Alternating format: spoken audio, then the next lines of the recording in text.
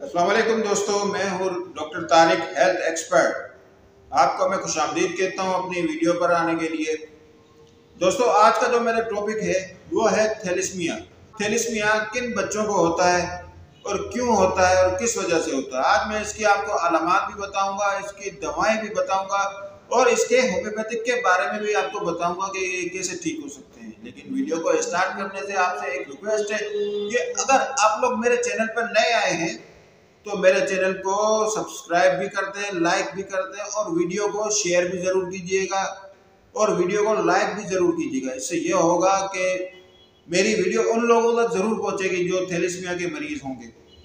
उनमें खून की क्या बीमारियां और क्या कमी है, इसके बारे में आज आपको बताने की फुल मालूमात दूंगा, जिससे आप अपना इलाज, उन बच्चों का इलाज, उन बड़ों का इलाज जिनमें थैलेसीमिया का मर्ज पाया जाता है, वो घर बैठे आप कर सकते हो। ऐसी होम्योपैथिक दवाओं के बारे में बताऊंगा जो बिल्कुल आसान है, जो बेज़रर है। आप उनका इस्तेमाल करेंगे तो पहले दिन से उनका फ़ायदा शुरू हो जाएगा। और जब हम हर साल खून लेते हैं किसी भी सेहतमंद इंसान का और थैलेसीमिया के मरीज़ को हम देते हैं, चाहे वो बच्चे हों, चाहे बड़े हैं, चाहे वो खवातीन हों, उनमें फिर वो खून देने की ज़रूरत नहीं होगी, क्योंकि जब हम थैलेसीमिया की दवाएं इस्तेमाल कराएंगे तो इंशाल्लाह ताला वो पहले दिन से उनमें महसूस होगा कि एक अजीब किस्म की फुर्ती उनको नज़र आएगी और एक हसास विश्वास नज़र आ जाएगी। तो ये एक मौसी बीमारी है और इसका जो ताल्लुक है वो खून से ही है। इस बीमारी के जो खून के सेल्स होते हैं आरबीसी, उनकी तादाद जो नॉर्मल से होती है वो बहुत ज़्यादा कम बनना शुरू हो जाती है।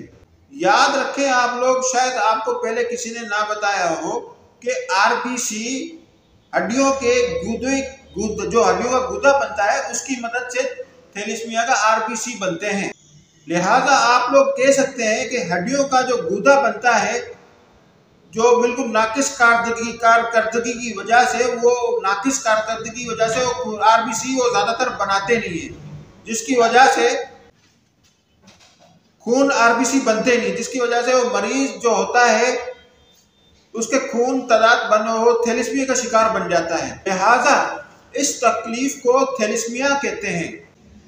जो ज्यादा पुराना मरीज हो तो इसका हर माह के बाद या हर साल के बाद उसको खून की एक ड्रॉपर भी चढ़ाना चाहिए, जिसकी वजह से उसकी खून की जो नॉर्मल तादाद है वो बिल्कुल सही होने और आरबीसी उसका बनना शुरू हो जाए। लेकिन मैं आपको इसके साथ चंद होम्योपैथिक अद्वियात भी बात बताऊंगा कि जिसकी वजह से आप उसका इस्तेमाल करेंगे तो हो सकता है कि आरबीसी उसके जो रेड सेल है वो आस्ता आस्ता उसके खून ज़्यादा बनाना शुरू कर दें। लेकिन सबसे पहले तो मैं आपको थैलेसीमिया की इकसाम भी बताना चाहता हूं, जिसकी वजह से आप समझ सकेंगे कि उसको दवा हम कौन सी देंगे। तो थैलेसीमिया की इकसाम क्या है ये आपके सामने मैं पेश करता हूं। एक थैलेसीमिया होता है माइनर यानी कि छोटा, और एक थैलेसीमिया होता है मेजर जिसको हम कहते हैं बड़ा। पहला मरीज होता है वो खून लगने से अक्सर बचे रहते हैं, और जो मेजर होता है दूसरा जो मेजर होता है उसमें अक्सर लोगों को खून लगाना पड़ता है, जिसकी वजह से उसका जो खून के आरबीसी है वो बनना शुरू हो जाते हैं।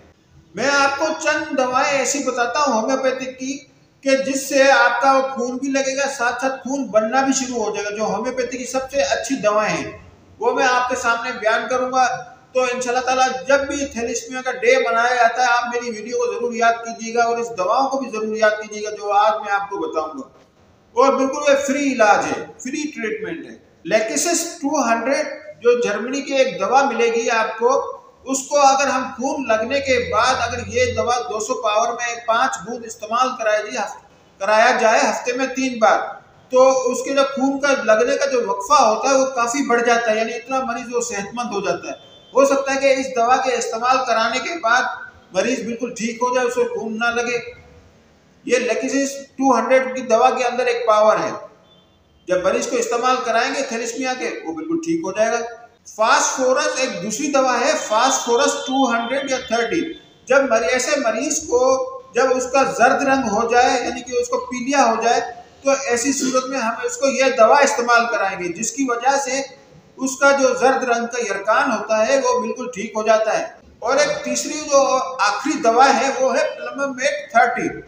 ऐसे मरीज जिनके आरबीसी कम बनना शुरू होते हैं। इस दवा को इस्तेमाल कराने के बाद उसके आरबीसी की तादाद जो बढ़ जाती है और मरीज चेहरा बिल्कुल सुर्ख हो जाता है और वो बिल्कुल सेहतमंद हो जाता है। इसको हम 30 पावर में लेंगे और जितनी भी मैंने आपको दवाई बताई है वो सिम्टम के हिसाब से आप लेंगे और उसके 5-5 कतरे आप आधे कप पानी में पिलाएंगे तो इंशाल्लाह ताला मरीज को बहुत ज़्यादा फायदा होगा। तो ये थी मेरी दोस्तों आज की वीडियो जो थैलेसीमिया के ऊपर मैंने बनाई है। यकीनन आपको बहुत पसंद आई होगी और आप इसको सदका जारिया समझ के आगे भी जरूर शेयर करें। इससे हो सकता है किसी थैलेसीमिया का जो मरीज हो या जो बच्चा हो या जो बड़ा हो उसका भला हो जाए और वो आपको दुआएं दे। तो दोस्तों मुझे अपनी दुआओं में याद रखिएगा।